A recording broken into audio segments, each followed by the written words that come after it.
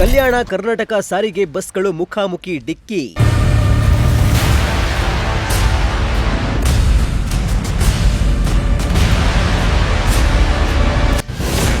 Bus ಚಾಲಕರು ಸಾವು, ಹಲವರಿಗೆ ಗಂಭೀರ ಗಾಯ.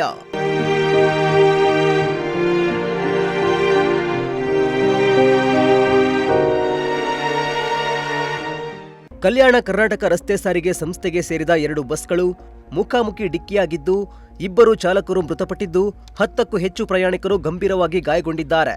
ಕಲಬುರಗಿ ಜಿಲ್ಲೆಯ ಕಮಲಾಪುರ ತಾಲೂಕಿನ ಡೋಂಗರಗಾವ ಕ್ರಾಸ್ ಬಳಿ ಈ ಭೀಕರ ಅಪಘಾತ ಸಂಭವಿಸಿದೆ.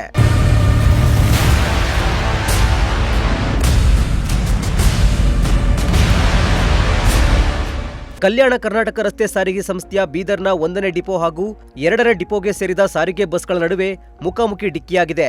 ಡಿಕ್ಕಿಯ ರಭಸಕ್ಕೆ ಓರ್ವ ಬಸ್ ಚಾಲಕ ತುಕಾರಾಮ ಏಕನಾಥರಾವ್ ಬಿರಾದಾರ ಸ್ಥಳದಲ್ಲಿ ಸಾವನ್ನಪ್ಪಿದ್ರೆ, ಮತ್ತೋರ್ವ ಬಸ್ ಚಾಲಕ ಶಿವಾನಂದ ರೆಡ್ಡಿ ಆಸ್ಪತ್ರೆಗೆ ಸೇರಿಸುವ ಮಾರ್ಗ ಮಧ್ಯೆ ಕೊನೆಯುಸಿರೆಳೆದಿದ್ದಾರೆ. ಈ ಭೀಕರ ಅಪಘಾತದಲ್ಲಿ 2 ಬಸ್ಗಳು ಫುಲ್ ಜಖಮಾಗಿದ್ದು, 2 ಬಸ್ಗಳಲ್ಲಿ ಇದ್ದ 10 ಮಂದಿ ಪ್ರಯಾಣಿಕರಿಗೆ ಗಂಭೀರ ಗಾಯಗಳಾಗಿವೆ. ಗಾಯಗೊಂಡಿರುವರನ್ನ ಜಿಮ್ಸ್ ಆಸ್ಪತ್ರೆ ಹಾಗೂ ಟ್ರಾಮ್ ಕೇರ್ ಸೆಂಟರ್ಗೆ ದಾಖಲಿಸಿ ಚಿಕಿತ್ಸೆ ನೀಡಲಾಗುತ್ತಿದೆ.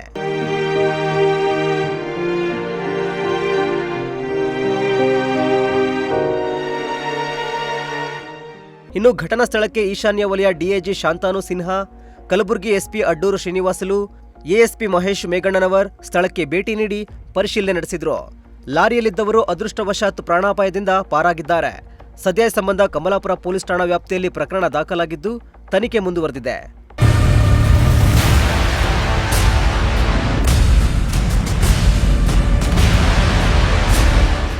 Bureau report, Prajashakti TV, Bidar.